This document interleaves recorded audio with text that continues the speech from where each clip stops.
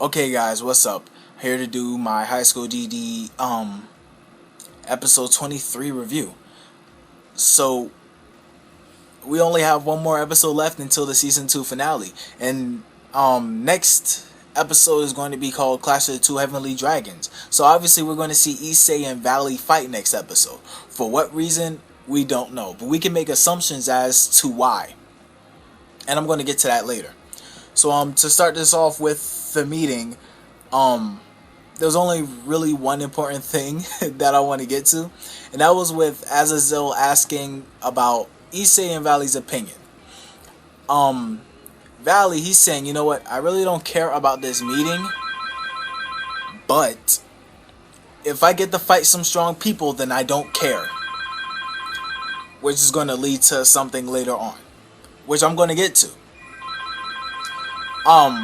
He asked Issei what his opinion is, and he's saying, you know what, I don't really care about all of that. I mean, you just put me on the spot. And then Azazel is saying, he's saying, you know, if war were to break out right now, you would never be able to have sex with Rias. But if there was peace, you would be able to caress her body and have sex with her every day. Of course, Issei falls. Well, I'm not gonna say he falls for it, but he's suckered in, and he wants that. He's daydreaming about everything, and he's just saying, he's so hype, and he's just saying, yes, peace is the best. I want to make love to Bucho, president. With that, everybody, they have mixed reactions. Keno, she does her usual ada ada, and she starts laughing. Ria, she's embarrassed. Azazel, he's just smirking. And Grafia, she's sighing. And Kiba, he points out that Sir Zex is still here. We get a view of Sir Zex, and he's laughing his ass off. You would expect for a big brother to be like, hold up, you ain't touching my sister. But Sir Zex is just laughing his ass off. He finds this amusing. And it's funny because of how Issei reacts. And Sir Zex understands their relationship well, so he really can't help that. So yeah, with Issei saying that he wants peace, the meeting moves along, but everything is frozen. And not frozen as in temperature, but as in time-wise. And I'm saying that because Kiba and, not Kiba, Koneko and Jasper get kidnapped by Chaos Brigade, and they forcefully enter Jasper's they forcefully make Jasper's sacred gear go into balance break temporarily. And with that, they're using him as a weapon towards the meeting. The only ones who weren't affected by his power were the higher ups, and those with special capabilities, those with special powers, such as Issei and Valley, who have the powers of the heavenly dragons on their side. Kiba and Zenobia and Irina, who have their who drew out their holy swords right at the time the ability was right when the ability was let loose. And those were just fucking awesome, like Michael, Azazel, Sir Zex, and Grafia. They weren't affected at all because they're powerful. So with that, Rhea, she's upset, and she decides to go in there and save Jasper by using a move called castling. Since Rhea's had an unused rook piece that was in the location of where they were, she's able to trade places. Issei offers to go with her, and they're off. And before they're off, we see Valley go into his balance breaker. Awesome. Epically awesome. We see the difference between him and Issei. Issei still has to wager something, and it only lasts for 10 seconds. Meanwhile, Valley doesn't have to trade anything, and he can stay in it for a month, non-stop. Now, we don't get this information in the anime. I'm telling you this from the information that Azazel gives off in the light novel. He said that Valley could stay in Balance Breaker for one entire month. So, just a big difference. Issei, Valley. So, That's all I gotta say for that. Issei and Rias, they go off, and yeah, there's talks of there being a traitor, yada yada, and we get the appearance of a new character, temporary antagonist.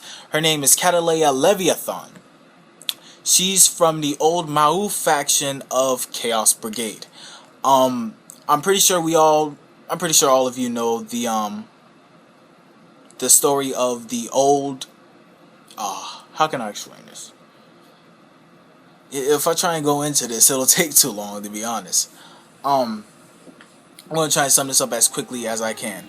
The old Mau faction are those who are descendants of the original Mau, the four Devil Kings, the original four Devil Kings. They are descendants of them, and Catalea Leviathan is one of them. She's a descendant of the original Leviathan, the original Devil King Leviathan. She shows up, and she's pretty much, well, what she says to sum it all up. She says, since God is gone, and since the four original Devil Kings are gone, we're going to reform this world. And since we don't like what you guys are doing with this meeting, we're going to break this up. We're going to kill all of you, and we're going to reform this world to our liking. Azazel goes off against Leviathan, and Azazel is handling himself nicely. He's dodging her attacks as if it's nothing, even when she gets the power up from the snake that she uses. And I don't want to explain the snake because that'll be a bit of a spoiler. But the snake gives her a significant power increase. And I can't say who the snake is from because we see Azazel saying this power isn't yours, and he's asking her who's it from. But if it isn't revealed next episode, then I'll tell you guys. But if it is revealed, I'll still give a brief explanation on it. So yeah. With that being said, Issei and Rias, they're at the old school building, the clubhouse, and they see Kiba. Not Kiba. Why do I keep on saying Kiba? Koneko and Jasper. Jasper's talking all this crap about how he wants to die, how he's useless, shy, timid. Most of which are true. He's timid, but in the case he's not useless, and that's what Rias is trying to tell him. We even get a flashback of when she met Jasper. She looked elegant as fuck. Excuse me. So with that being said, Issei, he's moved by Rias's kindness toward Jasper, and he's saying, you know what? Fuck this. He draws out Ascalon, and that moment was. That moment when he brings out Ascalon was awesome. It was fucking awesome. So anyway, he brings out Ascalon, he cuts his hand, and he gives his blood to Jasper. Once Jasper does so, he released himself and Koneko from their bindings, and he a power up, man. I mean, I just can't explain it any other way than that. A huge power up. He's handling all of them. He could have taken them out himself, but he just told Issei to do the finishing blow, and the finishing blow is, of course, dress break. Since the ones who kidnapped them were all females. And I just gotta say, the Opie was nice this episode. We didn't. That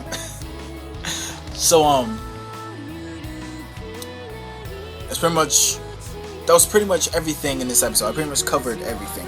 Now the talks about the traitor. You all could guess, but we all know that it's valid.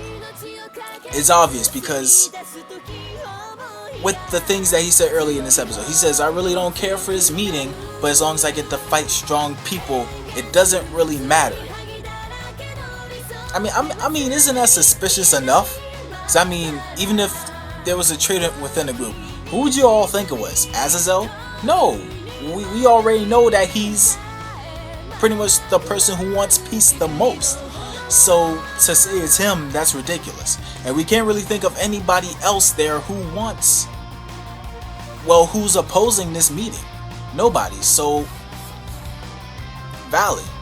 Valley's the traitor, which will lead up to them fighting next episode. So, yeah, guys, that's pretty much it. That's pretty much all I have for this episode. Next episode is going to be season finale for season 2. Hopefully, season 3 will get greenlit sometime later on this year, and we'll get into it sometime early next year, probably March maybe. But I'm just making guesses. So, I mean, yeah, guys, rate, comment, subscribe. Everything I gotta say. Peace. See y'all next week for the season 2 finale of High School DxD.